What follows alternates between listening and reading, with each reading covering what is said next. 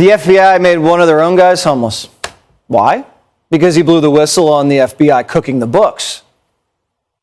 The whistleblowers here before us today have described incentive-based payments related to increasing the number of criminal investigations. Somebody at the FBI needs to be suspended. The more cases an FBI field office had, the bigger the end of the year cash bonus was for who's ever in charge of the office. So what do you think happened? The FBI opened cases on everyone for anything.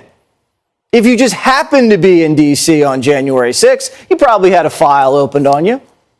Have a certain flag flying outside your house? The FBI handbook says you're a terrorist.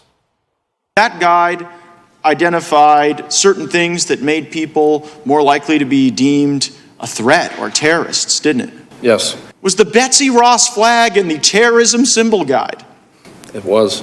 And what about the Betsy Ross flag makes someone more likely to be a violent extremist? I wish there was a reasonable explanation for that. And instead of cracking down on real criminals, FBI officers got sent into school parking lots. You used to go after the worst of the worst, didn't you? Yes, I believe so. You went after people who looked at child porn, Yes. and then you were in the parking lot of a school board meeting, taking down the information of parents. What happened to the cases that you were working to protect our communities from the worst predators that exist?